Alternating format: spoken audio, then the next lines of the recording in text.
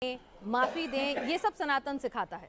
लेकिन आपकी जो वाणी है उसमें जिस तरह की बातें आपने बोली हैं वो तमाम लोग कह रहे हैं कि भाई ठीक है, संत को शोभा नहीं देती। हम बोले, एक आम आदमी बोले समझ में आता है, लेकिन संत को नहीं शोभा देती, एक गद्दी के उत्तराधिकारी को नहीं शोभा देती।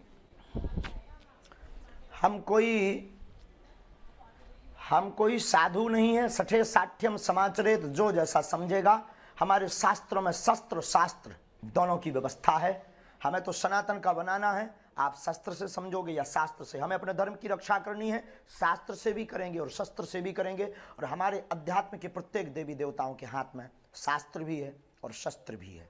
तीसरी बात, हमारी वाणी जोश में आवेश में बिल्कुल असीमित हो जाती है, इसमें कोई संदेह नहीं है, लेकिन हमेशा सत्य पर होती है और सनातन के लिए होती है। और अगर ये अनलॉजिकल है तो अपने धर्म की रक्षा के लिए थोड़ा सा ट्रैक से बदल कर बोलना अगर गलत है तो उनको लगने दीजिए, उनको ना सुनना चाहिए और उनको कान में अपने रुई लगा लेनी चाहिए। आप कह रहे हैं आपको गुस्सा आता है, आप खुद मान रहे हैं, तो बाबा जी आपको इतना गुस्सा क्यों आता है महाराज जी?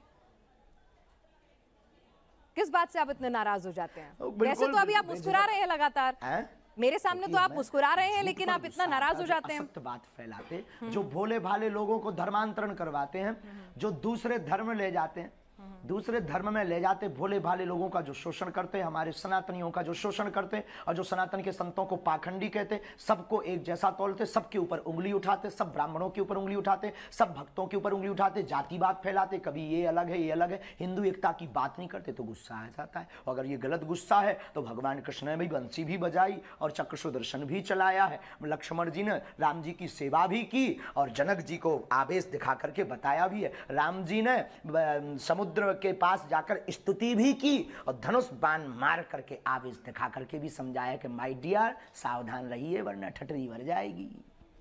ये ठटरी कैसे बनती है बाबा जी? ये बहुत वायरल हो रहा है, बड़े मीम भी बन रहे हैं इसके, आपको पता है?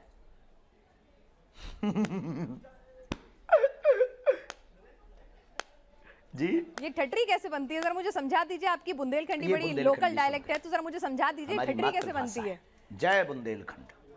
मतलब क्या मतलब है इस ठटरी बनने का, जरा समझाइए तो सही। बड़े मीम बन रहे हैं, बड़ा वायरल हो रहा है। ये समझाने का विषय नहीं है बहन।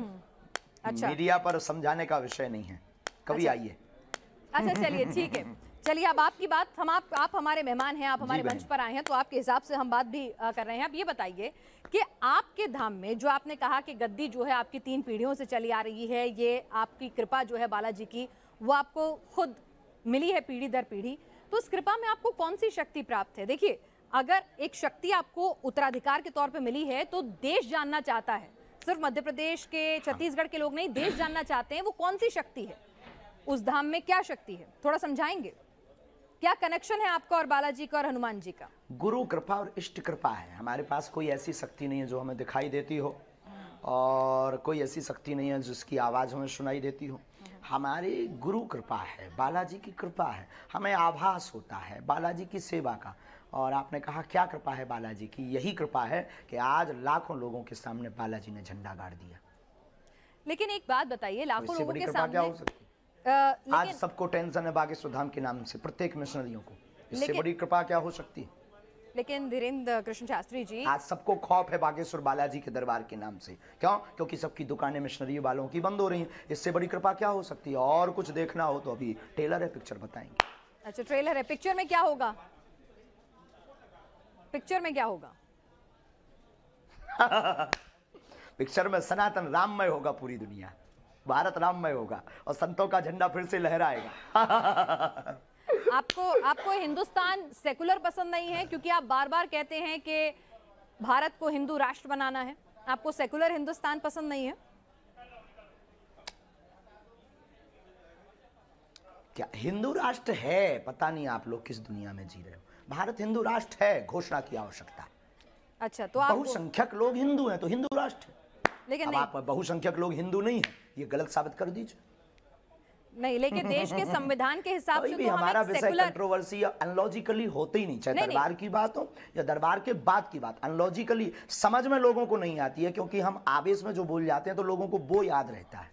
नहीं, एक बात बताइए धीरेन्द्र कृष्ण शास्त्री जी, पूजा संपन्न होती है, हम कहते हैं धर्म की जय हो, अधर्म का नाश हो, और वो धर्म कोई भी हो सकता है। प्राणियों में सद्भावना और विश्व कल्याण की हम बात करते हैं, वो धर्म किसी का भी हो सकता है। हमने ये तो कहा नहीं है, हमने बिल्कुल आज भी कर रहे हैं, इसीलिए तो सनातन धर्म महान है। सिर्फ एक ही धर्म है जो विश्व कल्याण की मंगल कामना करता हो सनातन धर्म पर, इसीलिए तो गौरव है जो वसुदेव कुटुंबकम की चर्चा करता हो। सनातन धर्म इसलिए तो आदि प्राचीन काल का सनातनी है, अति प्राचीन है, क्योंकि उनके मंदिरों की घंटियों के बाद विश्व का कल्याण हो, विश्व का मंगल हो, विश्व की जय हो।